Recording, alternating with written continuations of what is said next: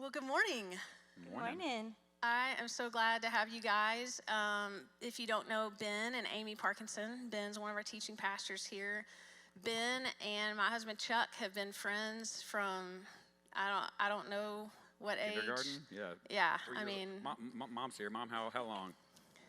5 years old. There you 5 go. years old. Yes. So we've got some good Polaroids from back in the day and all those kinds of things. Absolutely. Yes. Yeah, Carrie's husband, I'll brag on him for a minute. I've always told Amy this and anyone else, the most physically coordinated human I've ever been around in my life. I He really don't is know. the most athletic person I've ever been around. You and Chuck would be a close race. Yeah, thanks. So, They were super cute. They were super cute. So that was our growing up I would go to his house, and the pictures we have, I think one Olympics, we made an entire Olympic village at their house. His mom is so great. She let us tear it up. We made a high jump pit in his sister's room. We went outside and made a long jump pit in their yard. During Wimbledon, we'd have epic ping pong matches where we'd let the ball hit the ground like a tennis match. He's tons of fun. So. Yeah. So we've been friends for a long time. I'm going to let you introduce your family. You've got a family picture. Our girls have been friends as well. Yeah. There we are. They're all big now, which is fun and sad.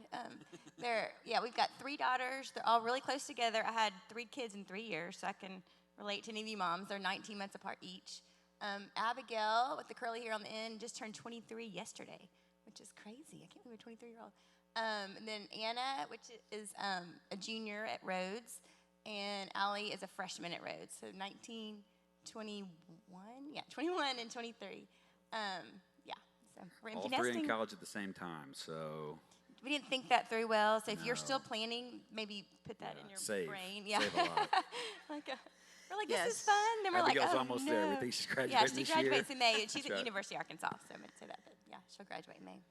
Yes. So I love your family. They're a ton of fun, but also a ton of wisdom. And so that is one of the reasons that I wanted you guys to come today. And so we have been talking for the last 5 weeks, I guess, about roadblocks in marriage and really focusing kind of on our own selves and the things that we encounter, the things that we can control. And we've talked about pride. We've talked about our expectations in marriage and how sometimes those become an obstacle. We've talked about our past and just our fears personally, relationally, those kinds of things. And then last week we talked about just our apathy, that sometimes we get to the point of saying, this isn't really worth it. Like, this is way harder than I thought it would be. This isn't what I thought it would be. And I'm just kind of ready to give up. And so today we wanted to just answer some questions that people have submitted, but also we wanted to really wrap up with, to kind of keep with our theme here, as we've been talking about roadblocks on that journey to marriage. Really wanted to start with kind of what is our destination? Like, what is our goal? What does God say our goal for marriage and the purpose for marriage should be? So what would you guys say to that? It's such a good question. It's a good thing to think through. So it's multifaceted, I think. It's not just one goal. And I'll let Ben speak into more the spiritual aspect of it. But one of the things, and I kind of talked about this last time we were here, is just knowing somebody and being fully known by somebody. It's a unique relationship, I think, in that way. And just really a partner to share and do life with. And then there's obviously spiritual implications, which I'll let Pastor Ben take over. So. I definitely think companionship obviously is a huge blessing of marriage, just like Amy said, and being fully known by someone and still loved is a huge blessing of marriage, because that's a picture of God's relationship with us, which is the spiritual side. I would say. I think God created marriage and gave it to us as a gift when he created mankind, to be a picture, not the only picture. I think that's where we can get in trouble sometimes, and some of our people who aren't married can feel less than for some reason, which they shouldn't. It's a picture of his relationship with us, and it's a picture of the way that he promises to unconditionally love us no matter what, and to stick with us even when we don't deserve it, and to forgive even at great sacrifice to himself, right? Even to the point of death on a cross to himself, as far as that goes. And so I think when you look at, if that's the reason why he created it, is to be a picture of that, then I think that can help us in some of those moments where we're wrestling with, man, why does this feel hard, or why isn't this easier, or why isn't everything feel perfect all the time, or is this worth it?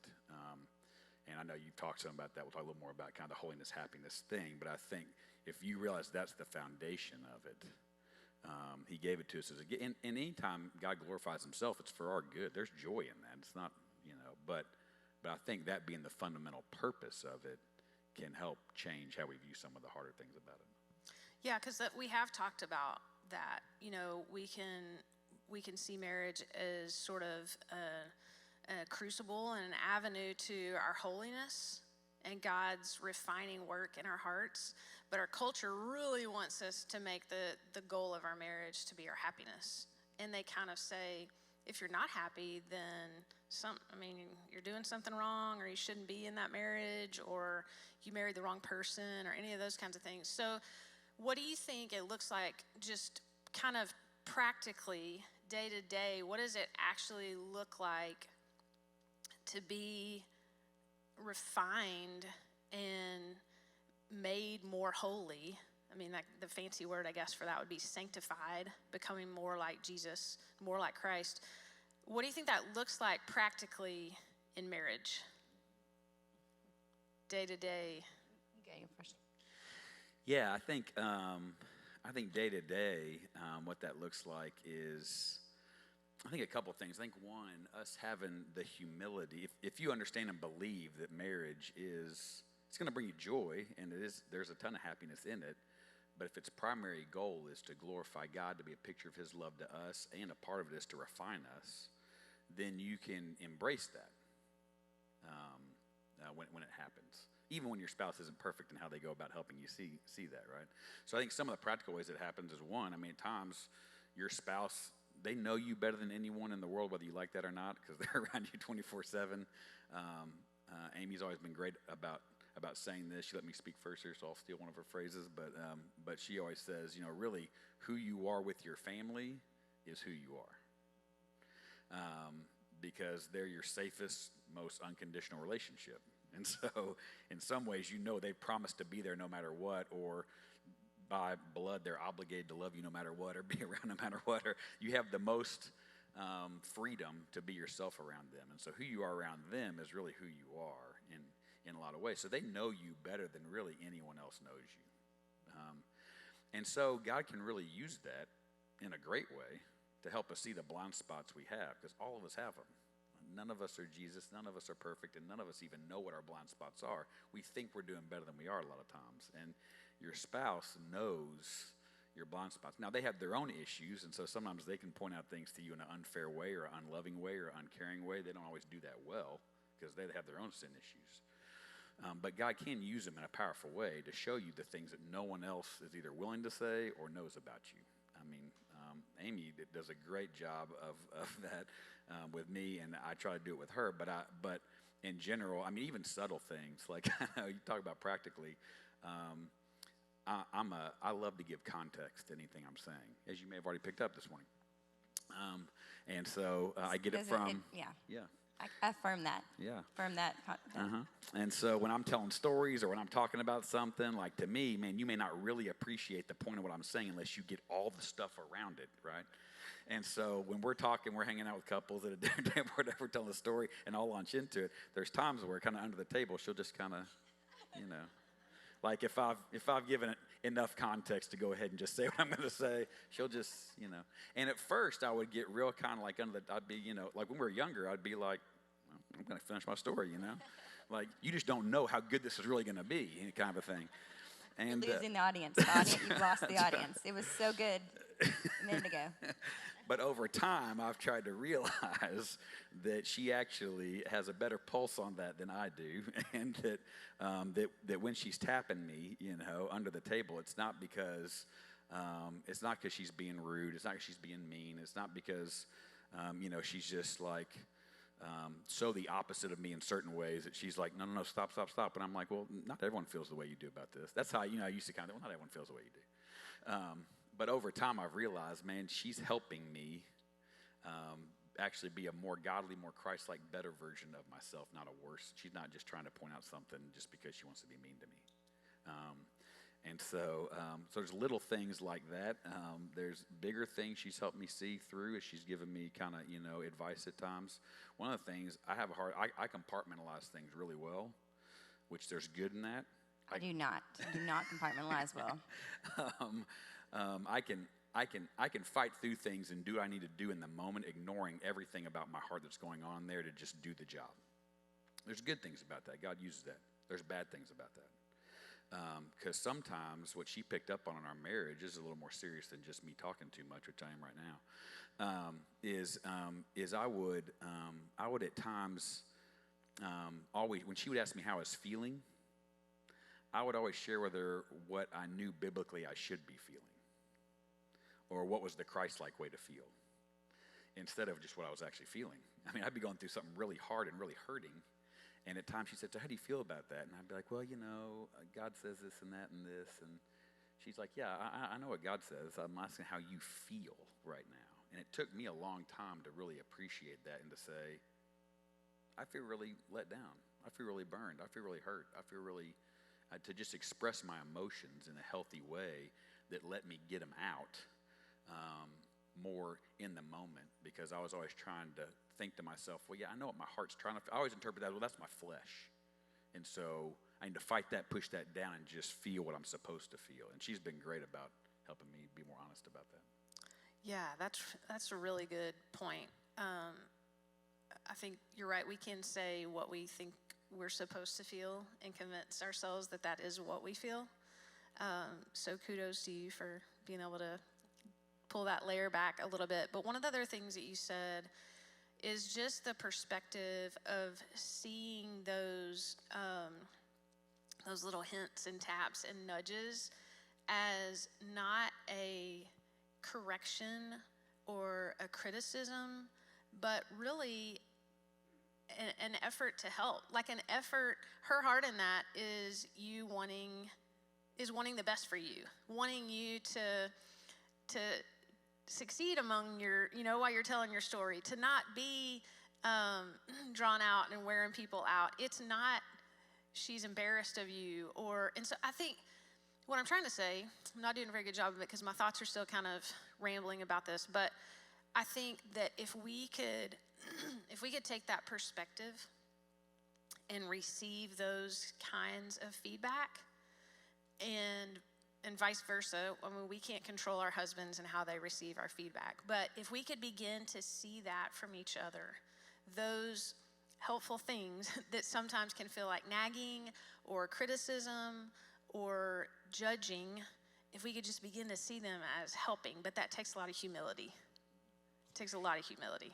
It does. And I think it takes a lot. I think it also takes a lot of the person who's doing the correcting, if you will, being humble themselves in how they share that. And you shouldn't have to feel like you got to walk on eggshells in an unhealthy way, but I think there's a difference, because we can get naggy with each other if we're not careful. And there's a difference between, I think there's a difference between like trying to change someone's personality or like who they are, who you married. Like if you want them to be different, you can't do, like there's just a difference between accepting somebody's quirks and trying to change them. But then there's times, like you said, and that the example you used was just more because you are so funny, and I love that you're funny and can do a story, but like we've had conversations about that before. Just been like, yeah, this too much explaining, and so those were conversations we'd had before, and it wasn't just me like, and I'm not embarrassed of him too. It wasn't like I was mad at you, because I think there's just a fine line, especially the longer you are married, like of just trying to change them, but also, like you said, recognizing they know you better than anybody else, and like he was saying, we always say you are who you are with your family, because I can go to lunch all day with girls, and they're like, "You are so wise, and you are so patient," and you're like, "Yeah, I am. I'm like awesome," and you'll kind of get thinking you're great, and then you get home, and my kid does one thing, and it sends me over the edge, and I'm like, I'm not, and that's a refining thing. Just your family is refining you. Your husband, your kids, because those are the real rubs. And I think it's easy to, in controlled settings that you can walk away from, I can have a lot of patience. But when it's, or when it's reflecting me, I feel like, or my, that's where I can get, and I need to examine my heart or why I'm feeling those thoughts or those feelings. And your husband is the best. I mean, I think I say that the most with you because you know me the best. But like we've talked about before, that's also a great privilege. You've got to be super kind in how you do that because you can really hurt people because they know you so well. You can hurt them really bad too. So. Yeah, that's a great point. I think to see it as a privilege and as a responsibility, as a weight, because she's right. The fact that you do fully know them and they have been vulnerable with you and you with them, and you have let them in on things, inner thoughts and emotions and feelings that no one else knows, and vice versa. That's a treasure. That's something to be cared for and not abused. Or one of our worst fears sharing anything vulnerable with anybody, a D group, a friend, anyone, is that they're going to turn around and use that against us somehow. Gossip about it to someone, or turn around and say, or the next time we do something that's not really about that, them saying, oh, well, I knew you were going to do that because of this thing you told me. You're the one that told me that you think that way. That's our fear, is that they're going to use it against us. So it is something to be treasured and cared for and used carefully, I think. But I do think, that one of the ways that we can help when we're being used by God to kind of refine each other in a healthy way, that can make it not feel so attacking or so personal, is if you can come at it in humility in a healthy way, if you can come at it with validating the things that the reasons why that maybe, like Amy does a great job at times of going, listen, like, I know that you value XYZ, and I know that you care about XYZ, and I know that like she in a sense lets me know that she knows that what she's about to talk to me about isn't just because she is annoyed by me or she hates me or I'm an idiot or whatever it is. Like, she tries to at times validate, like, hey, I know that you're doing this because you care about this thing that really is good and valuable. But man, when you do it this way, this is how it makes me feel or someone else feel or whatever it is. Sometimes that can help you in your conversations, not have it feel... They can hear you, yeah. Yeah, not have it feel so like a personal attack versus hey, let's talk about this thing over here. I love you, and I love even the reasons why you're tempted to do that. I even love that about you. But it's this thing over here, that we need to talk about. Yeah, that's really good and really helpful. So let's go back for just a second and kind of tying some of these thoughts together with the holiness and happiness. I think sometimes where we get tricked is we think we have to choose one or the other. Mm-hmm. And we think that if I choose God's way and I say, okay, I'm going to allow God to use my marriage to make me more holy, then we're giving up being happy. And I know that's not true, but talk to us about that for a minute. How do you balance those two things? Because I really don't believe that God wants us to be holy and miserable. Like, that's not his plan for us. That's not how it works. But sometimes we think that. And so how do we balance that in marriage? How do you combat even the thought of, well, don't I deserve to be happy? Like, if this was good, shouldn't I be happy? How do you balance kind of that quest for holiness, but also not thinking that, that is going to just mean I'm miserable? You got any thoughts on that? That's an easy question. Goodness, I think I can. And maybe I got it. Y'all just write down. Got it figured out for you. I mean, maybe it's more Yeah. that happiness becomes a result. Yes, I definitely think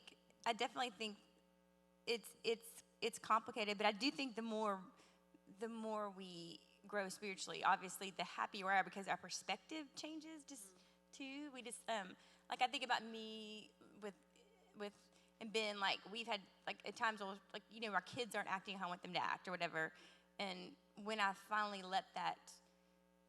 Through praying, through Ben helping me see that, because I'll get panicky and talk to him, or we'll get annoying and just a lot of talking, and just releasing that and trusting the Lord in that. It's like in the moment I don't feel happy, but once I've released it, there's a joy in that that's just beautiful that I can walk in because I know that I'm not in control, but there's a moment of getting there that's messy, and I think like life's a big strung of those things, but we're constantly growing. But there's freedom on the other side. So there's every messy moment we've had, we end up in a better place and we're much happier. But in the moment, you would never believe that. So I think it's trusting the big arc, because sometimes it's like, do I love the life we've created? Like, we've created a life together. And if there's moments that when they got real hard, I'd given up on, we wouldn't be getting to be empty nesting, go visiting our kids in college, which is so fun. There's different. So sometimes I think it's looking at the big picture of what you want, and in that hard moment, just holding on, because his mercies are new every day. And then also, just as you grow, I think your perspective changes, and maybe your definition of happy changes. Not that you're not, and that you can't. I don't want to make it like that sounds negative, because you can be really, really happy. But things change every day, and if you're open to being happy, it'll. I think you might, if you. I mean, every marriage is different, but I think there's it's on the other side with the work. In not every situation, but in most situations. Yeah. I think a couple things that I would add to that. One would be that I think when you're just focused on trying to find your happiness in your marriage, you may have made an idol out of your spouse in an unhealthy way. God didn't give your spouse to be your joy. Now, you'll find joy in your spouse. I mean, hopefully they're a person who you can find joy in. You probably wouldn't have married them if you didn't find joy in them at some point, right? So there's joy in your relationship with them. It's a gift that God's given you. But I think the key to being happy in your marriage, even as it sanctifies you and makes you holy, is finding your joy in your relationship with the Lord, primarily, most of all. If you're finding your joy in your relationship with the Lord, if that's the most important relationship to you, and you're finding your joy in Him because He loves you perfectly even when your spouse doesn't, you're going to spend eternity with Him in a marriage of the bride and the bridegroom of heaven that's going to be way more perfect than your marriage is now with your broken spouse, right? And if you're focused on that relationship and finding joy in that relationship primarily, and you see, I mean, to me, it's this beautiful picture, this gift. It's like in our brokenness and our sin with each other, God's calling us, filled by His Holy Spirit, to try and emulate and be a picture of the world of what His relationship with us is like. But because we're both sinning against each other, at times hurting each other, struggling in that, it's never going to completely be that. So, but if you're seeing it as, but man, I'm finding all this joy here, all this unconditional love here, my identity, I'm valuable because He loves me. I'm valuable because He cared about me enough to send His Son to die on the cross for me. I'm valuable. I'm a princess of heaven. I'm going to live with Him forever as His bride. Like, if I'm finding joy there, then I can look at my spouse and say, man, I can give you love from the love I'm receiving. I don't only have the love you're giving me to give back to you. I have other love that I can give to you. And I have other joy that I can express even when we're going through something hard, that I can feel in the midst of this. Now, in saying that, I think when you're doing a good job of that, and when your spouse is doing a good job of that, man, you find a ton of there's a ton of happiness in those relationships. There's a ton of joy in those relationships, because it's just like, instead of saying I can only give to you if I can take from you, and I'm constantly measuring off the whole 50-50. Am I getting as much from you as I'm giving? If you're in the 50-50 mode and trying to measure that, it'll never measure. One, because we're going to be selfish at times and not give our spouse what they should have. Two, because we're off in how we interpret things, and you're going to always think you're giving more than you're getting, because you know all the things you're giving that they don't even know you're giving, right? And they know that about themselves. So in their minds, they're giving you 75%, you're giving 25%. In your mind, like, no way, I'm giving 90%, right? And so that math doesn't ever work at the end of the day. So I think there's a sense but when you're giving as much as you can because of what you're getting from God, and they're doing the same, when you're just giving 100 to 100, I think you find a ton of joy in that and happiness. And one thing I found for me, like a little, just kind of barometer where I am. Like I can tell in myself, like just when something good is happening. Like then I have a great night or a great date or a great trip, and if I'm in a negative place, I'll be like, that was so good. We don't get enough of that. We need more of that. We never get that. I just kind of in my mind, I'm thinking like when I'm in a good place, I'm just so grateful for that night. Like it was like the best night ever. And I'm like, thank you, Lord. That was so fun. We got to connect. And I'm just so happy. When I'm in a negative place, it's like, it's not enough. Nothing's like ever the enough. little That's really little good. happiness Yeah. made me want more instead of like be thankful. So I always can kind of tell where I am spiritually. Like, okay, I need to be finding my joy from the Lord, because then it makes my time with Him so sweet, because it's extra. It's extra. not Yeah. the thing, you know? Yeah, So. that's a really good point. So as we think about that, one of the things that I kind of thought about is just how do you handle those seasons of marriage? I was reading just as I listen to books as I clean the house or something. I was just listening to a novel, and the story is totally irrelevant, but at one point of it, it's the wife talking, and it's a couple who's, they've got grown kids and grandkids, and she's just talking about kind of their marriage over time, and she says, we've fallen in and out of love so many times, I've lost count. And it just, for whatever reason, just the way that was written stuck with me. And I'm like, yeah, that's right. Like that happens. And sometimes when we go through those drier seasons, we tend to panic. And we think, oh, maybe our marriage has run the course. Or maybe I married the wrong person. So talk to us a little bit about how do we handle those seasons? How do you react when you get there? And then how do you get through to the other side? You got any thoughts about all of that and the hard seasons of marriage? Yeah, well, they will come. If you haven't had one, they will come. And they always surprise you, because they always surprise me. It's always when I'm feeling like we're doing good, then all of a sudden it's just so hard. It's hard to talk to him. It's hard to figure things out. We're just on different pages. Because it feels like if we're two believers and we Yeah. believe in God's plan for marriage, then it should just sort of be this consistent, steady Yeah. trend in our relationship that's always steadily getting closer. And I think that's a good thing to know, because it's easy to look around and you'll see us. We have a really strong marriage, and I mean we do, and we really have a lot of fun together.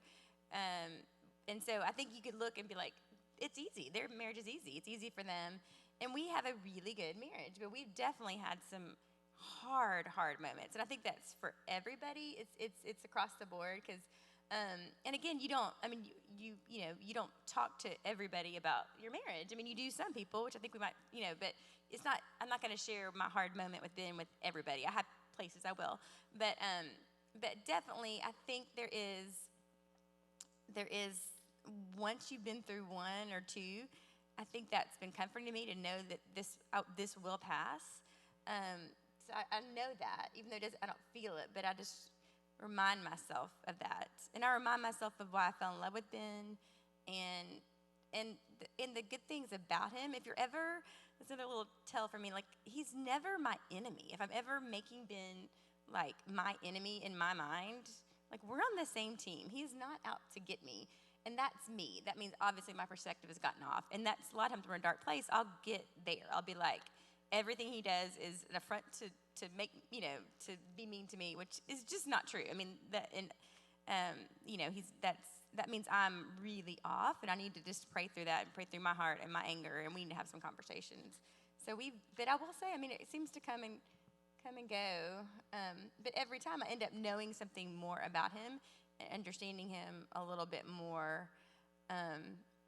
So for me, I would say just praying through your heart and why you're so angry and what you can learn about yourself. Recognizing they're not your enemy, and if you're thinking that, you're off.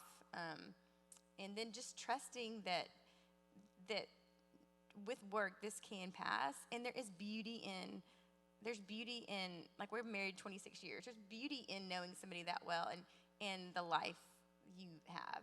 And I'm not saying there's never a time for some people could be in a totally hard situation that's very different than what I'm talking about.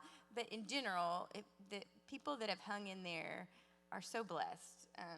If you jump out too fast, you just miss out on so much, so much.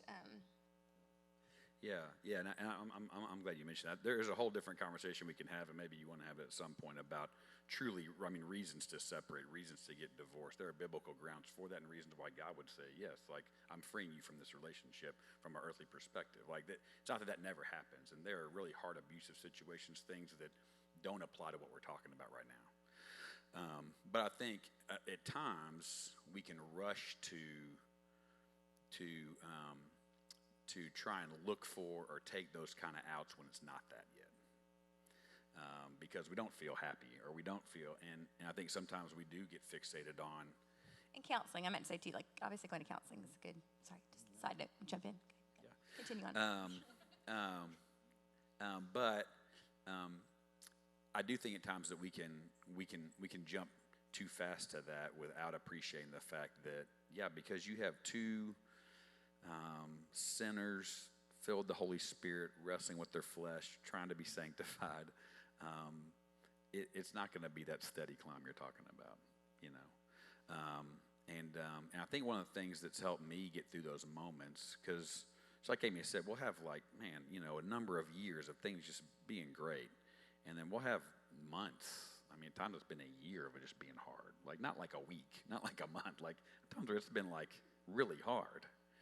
And I think in the midst of that, that a couple of the things that have helped us get through it is, like Aimee said, trusting and believing that, wait, this person loves me. What we're struggling through isn't because they hate me, it's because they love me. And they love our marriage, and that's why we're in it. That's why we're in this hard season together. Two, God's going to show us something through this about ourselves that's going to make us depend more on Him than we ever have before. And that's a good thing. Satan's attacking us because he doesn't want to see this thrive and survive. He hates everything God created, everyone made in His image, and everything that God makes that reflects His glory on the earth, He wants to destroy. But I think ultimately to know that the grass isn't greener. I think that's one of Satan's biggest lies, that, and again, I'm not talking about the extreme situations. We can talk about that in a minute. But most of the time, the temptation, the thought, the assumption is, man, there's someone else out there probably that wouldn't treat me this way, that wouldn't make me feel this way, or that I could be happier with. And when we turn our attention to, and man, I only got so many years down here, we're not thinking about eternity now with God. We're just thinking about, I only got so many more years down here to be happy. Why am I wasting them with this person? Instead of thinking, man, I've got eternity with God to be full of joy and married to Him forever. And He's using this as a picture of His love for me in this moment. And if I trust Him in it, the grass isn't greener. I'll actually have more joy staying in it than I will punting on it and looking for someone else who will make me happy. Because the reality is, whoever else you find, they may be different than your spouse, and in some ways they may not do the things that your spouse does now that may at times in your hard moments drive you nuts, but they're going to do something else because they're also a sinner. They're also struggling with their own flesh. And some of the things that they don't do early on in your relationship with that new person, they'll end up doing like your spouse, because some of those things just the way any human would react to you and your stuff hadn't changed. And so They probably just haven't seen the depths of your stuff. that's right. And so I think sometimes when we're being realistic about what the Scripture says about us, our flesh, our sin, what we're wrestling through, what God's doing big picture, it can help give us a vision beyond just this hard moment. And man, resurrection comes through death. Like, I hate it, that's how it is in this life. Resurrection only comes through death. And so a lot of times the sweetest moments of our marriage and the best seasons of our marriage have come as a result of going through something hard and being humbled in that and being more dependent on the Lord because of that and hearing each other through that. That's what's made the next number of years sweeter. Yeah, that's so good. That's so good. So let's talk a little bit. Aimee, you kind of mentioned that you have, some people that you'll talk to. So how do we, if we're struggling, talk to us about how you approach that, who you talk to, how much you share, how do you find that line between reaching out for help and talking to some trusted people maybe versus crossing over into sharing too much or maybe even gossiping about your husband? Talk to us about how to handle that. Yeah, that can be complicated, and even with like, yeah, especially even, and you might feel that too if your husband works with one of your best friends' husbands, or I feel that with Ben sometimes it's because he's on staff and people know him. And he's a great husband. I'm not implying there's a ton to talk about, but I've had moments. No, I have moments where there's something I'm dealing with, our interpersonal thing that I need prayer with. And so I definitely think when you talk about your family and your kids as well, it's not just your story. So you have to be a little. It's not just you. It's them. So I try to look for people that that I know really love me and that are mature, that I just trust that are not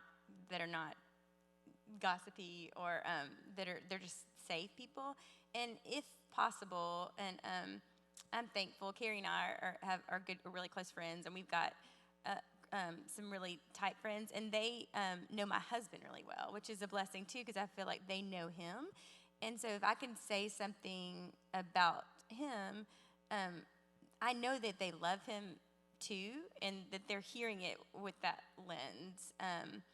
And so I'm thankful for that. Even that helps too. I think if possible, if it's someone that loves y'all as a couple, that's going to fight for you as a couple, that's the best place to share those things, I think. And then really, you don't have to make that a real broad circle, or because you want to be respectful of that relationship, again, like we're saying, because you really know them. They know you. You can also really hurt somebody. So I prefer to share with people that I know love you too. Yeah, and I think just like she said, it doesn't have to be a huge circle. I think sometimes what makes it feel at times like it's turning from sharing and getting good feedback and bouncing something off a friend who can give you some advice to what you're talking about. I'm just mad and I want the world to know, and I kind of want to hurt them by letting as many people know how bad they are as I can. Yeah.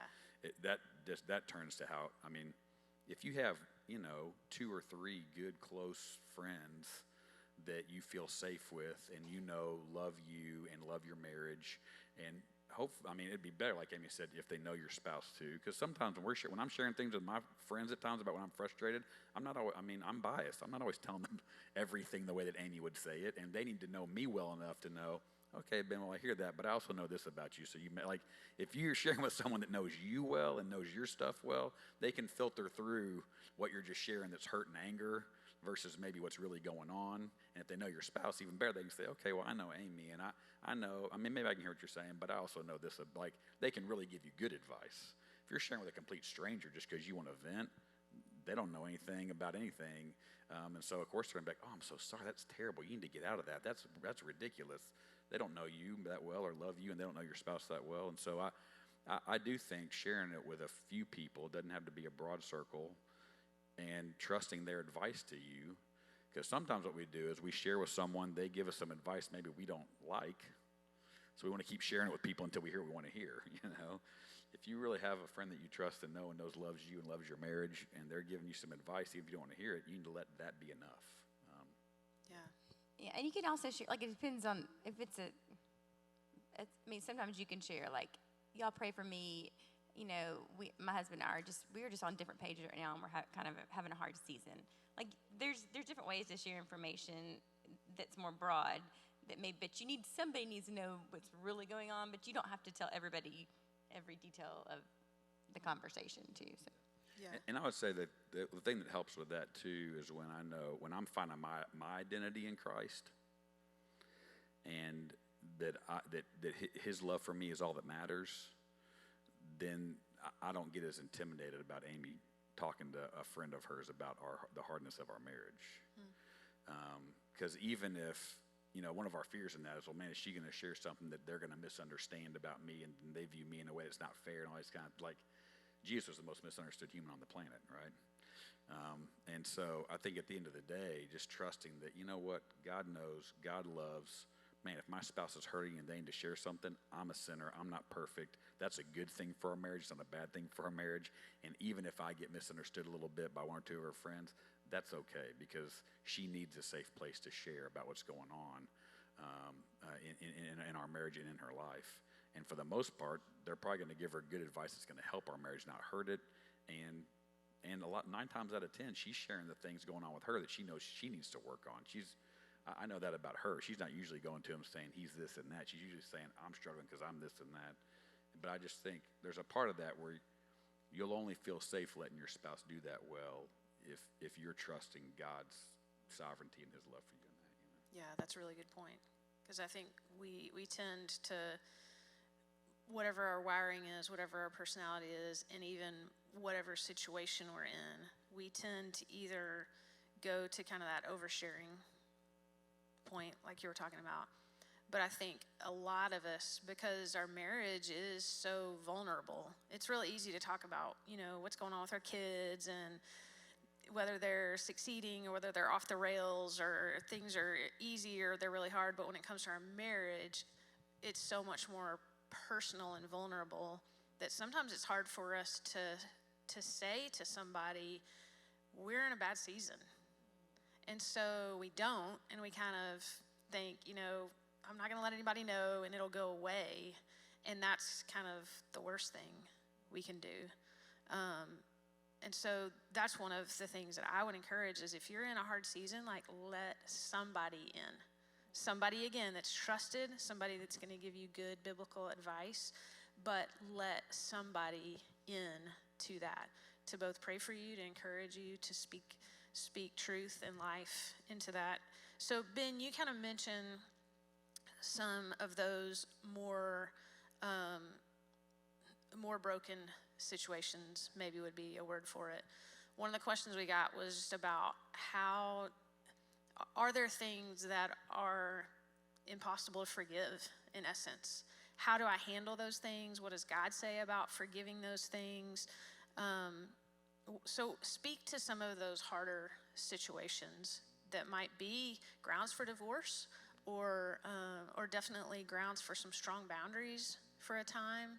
What would you have to say about forgiveness in those hard situations? Yeah. So I think probably the couple things I would say about that is one, the word forgiveness doesn't always mean relational restoration. So I think sometimes that question, it's good to separate those two things. Because I think everyone, no matter what's happened to you, no matter what you're going through, no matter what your situation is, you need to dig deep into your relationship with the Lord and work on forgiving that person. That doesn't necessarily mean you stay with them. Doesn't necessarily mean you don't end up in a divorce with them. Doesn't necessarily mean relational restoration. I think we confuse that sometimes. If you can't forgive that person for the way they've sinned against you and hurt you and wounded you, that you think in not forgiving them and harboring that anger toward them, that's hurting them somehow. It's really not. I mean, if they're in that bad of a place, they're not thinking twice about it. All it's doing is tearing you up, and all it's doing is ruining your life. I think when we can say, man, God's forgiven me for so much, for everything I've done against him. He front-loaded the deal. Jesus died for me. Christ came and loved us while we were yet sinners. Christ died for us, the scripture says. Before we even believed in him, he loved us enough to come die for us with the hope that we would believe in him.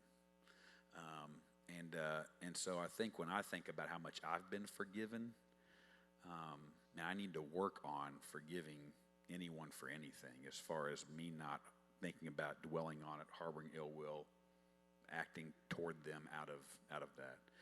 But I do think there's situations where, because we're not God, we're human beings, because we're not eternal, because we're not who he is and what he is, there are ways that we fail each other. And from an earthly perspective, the consequence of that is, man, I think this marriage, he's graciously allowing this marriage to end because he loves me and because he cares for me. And instead of my unconditional love for this person drawing them back to the Lord, which was my hope, it's what I felt called to, their heart's been hardened to the place where God's going to use my unconditional love for them to show them either in this life or when they see him face to face, man, I did everything I could to try and love on you, even in the midst of your hardness of heart. Look at this spouse I gave you that loved you when you didn't appreciate it, and they cared for you and they forgave you as much as they could and all that. And even though they ended up coming to a place of leaving you or divorcing you for biblical reasons, man, I did everything that I could. I think God will use that in your life. He'll use that in their life in ways that are really, really powerful. And I say that to say that not every divorce or every marriage that fails, if you want to call it that, is a failure in God's eyes in terms of what you did in it or how you handled it or how you trusted him in it. I think we can think, man, if I'd followed Jesus enough, it always should have turned out and worked out perfectly and rightly. And that's not always the case. I mean, it's not always the case. I mean, you can say, man, if Jesus had done everything perfectly, could he have avoided the cross? He did do everything perfectly. He still went to the cross. And so I think we got to be careful of that in terms of that. Now, it doesn't. A lot of times in our, more and more in our culture today, kind of like in Jesus' day, people are choosing divorce for unbiblical reasons just because they kind of went out and want something else. So you have to wrestle with that. Talk to people well who are going to help guide you well in whether this is God ending your marriage and letting you say, hey, I think this is over or not. But I think, yeah, some of those specific situations. I mean, if you're in an abusive relationship, man, physically, emotionally, and I know we have some resources you'll talk about at the end. Man, you need to talk to someone about that, and you need to get out of that situation. As far as that goes, if you're in a situation where someone is constantly, I mean, not constantly, if they have become one with someone else and is cheating on you, you come and talk to someone about it. You can biblically release them to be one with that person. I mean, that's what that's supposed to be. That's what, I mean, the act of coming together and consummating your marriage is supposed to be the promise that I want to be one with you for the rest of my life in every way, shape, and form. And if they do that with someone else, you have the freedom to release them to go be one with that person, even if they're not asking for it. Doesn't mean you have to. I've seen people who have been cheated on and they've worked through it and they've forgiven their spouse and they believe their repentance was sincere and they believe that they really love them. In the midst of that, they've forgiven them, and they have better marriages today than a lot of people that haven't been through that. And I value their relationships and respect them, and I'm like, man, they're happier than a lot of people that never went through what they went through. So I'm not saying it means you have to do that, but I don't think it's a B-team choice if you do decide to do that. I don't think God thinks, man, if you'd been more Christ-like, you kind of should have hung in there a little more or forgiven a little more. I think the reason why Jesus says what he says to his disciples, when Jesus says what he says to his disciples about divorce, he says, listen, because they were in a mode kind of like we are today, where people are getting divorced for all kinds of reasons. And so it's interesting when he says what he says, hey, listen, God hates divorce. He said that he gave Moses the freedom to give a certificate of divorce because of your hardness of heart. But he says, apart from infidelity, and then I think Paul in 1 Corinthians, expands that or clarifies that along with abandonment, and that definition can be broad. We can, that may be a different talk for a different day. But he said, apart from that, really, you're called to love that person unconditionally the way God loves you and be a picture of that. And the disciples' response is not, oh, okay, good, thanks, Jesus, that helps. Their response is, then who in the world would ever get married? That's literally what they say. Wait, you're telling me that marriage is a calling to be such a picture of God's unconditional love and forgiveness to someone that the only reason why you walk away is if they decide to go be one with someone else? He says, yeah. They say, who would ever do that? Like, you mean you can't leave if you're unhappy for a long time? You can't leave if they're not the person you thought they were going to be? You can't leave if they don't help you with the kids as much as you thought? You can't leave? Wait, they're like, then who would ever do that? And I think his point is, right, it's a calling. It's a calling that God puts on your heart to love this person in a way that isn't just about, man, what can they add to my single life that'll make it better.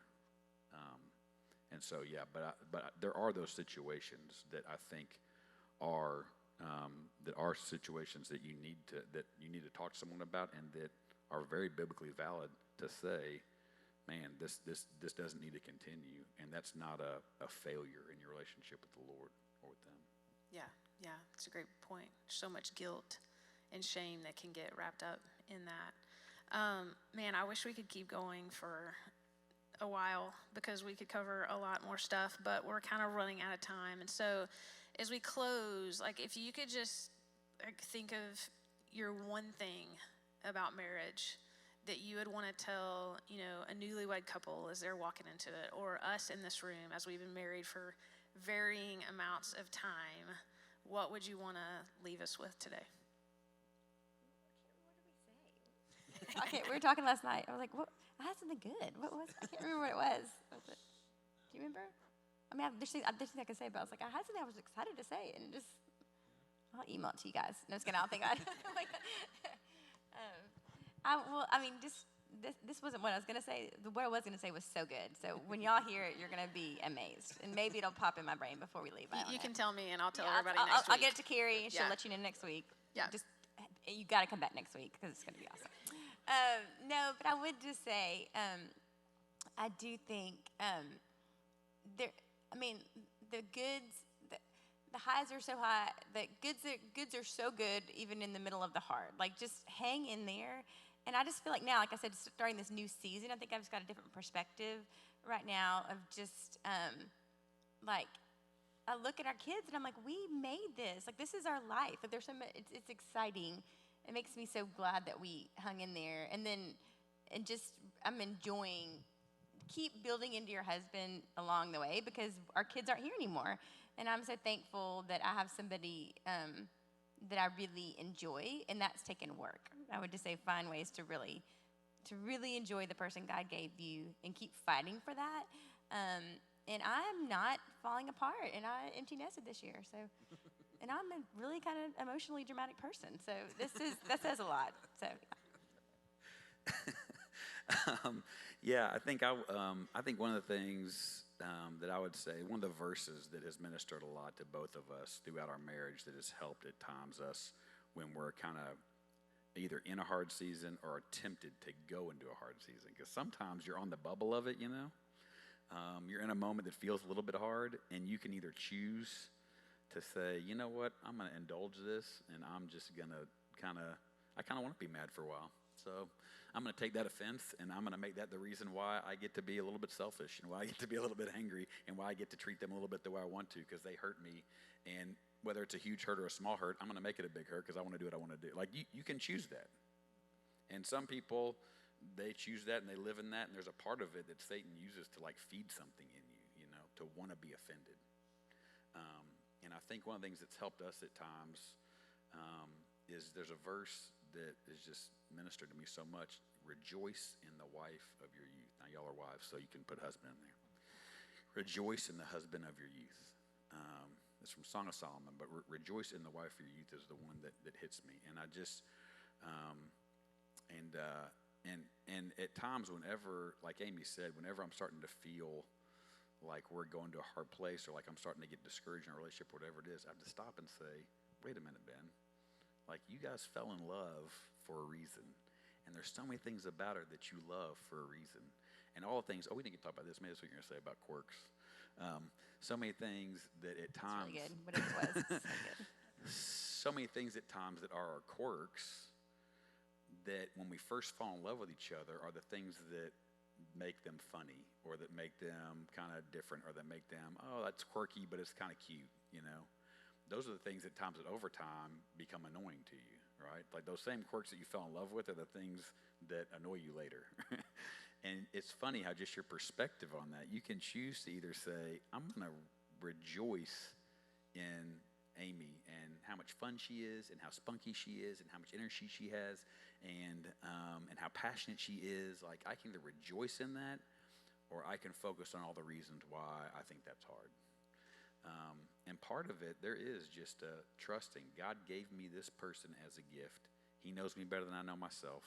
He has things he's working out in me through her, either because of what she's telling me I need to change or because of the ways that she's being hard right now that he wants me to become more like him because I'm having to live with someone who's being hard right now and vice versa. She's that to me. What I'm saying is I think when I can have that perspective on it, that big picture perspective on it, it makes all the things that, I guess it just shrinks them down and makes them smaller than they have to be. You know, we Yeah. can make things big. They don't have to be big, I guess. Setting- Forgive quicker. Yeah. Setting your mind on the right things about your spouse, about God, about who you are in his eyes, all those things. Those are huge. Yeah, that's one thing I'm so thankful for is I think fights that used to take us 3 weeks to get over take us 3 days. Fights that used to take us 3 days to get over take 3 hours. 3-hour fights take 3 minutes. Just because we've started to give each other more grace and forgive quicker. And part of that is just, I think, us putting ourselves in the shoes of, I'm not that great either. So, you know. It's good. Man, I love you guys. I wish we could keep going today. I appreciate y'all being here. Appreciate the example that you are, the friends that you are. I just value you guys a ton. So, Ben, would you pray for us to close this morning? Absolutely. That'd be great. Heavenly Father, I come before you and just thank you so much for Bloom. Thank you so much for our women's ministry. Lord, for Carrie and everyone who supports her in this. Lord, thanks for the women who are here, who are taking time out of their day and getting kids up in here and schedules organized and all the things at times fighting through things to come and to focus on their relationship with you and, Lord, to talk about their marriages. And what it means to be a mom and to be a wife and to be the independent person you've created them to be apart from all that.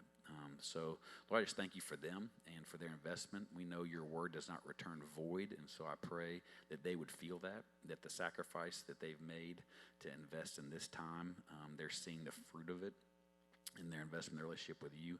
And, Lord, I just beg you that the marriages in this represented in this room would thrive in ways that are beyond what they could hope or imagine, Lord, because they're leaning into your perspective on it. And I beg you that you would just not only do things that are natural because the wisdom you share with us about marriage, but, Lord, that you would do supernatural things because your spirit is in these women and because they're here filling themselves with your spirit as they fill themselves with your word. That the fruit of the Spirit would just overflow from them in the moments when, honestly, the people around their kids and their husband may not even deserve it. The way that we get to receive from you. Lord, we just thank you for all the ways you love us and just how that shows us. It's the picture of what we need to do with each other because you created these things for us to be a picture of you. So just beg you, Lord, for that for them in your name. Amen. Amen. Thank you guys for being here.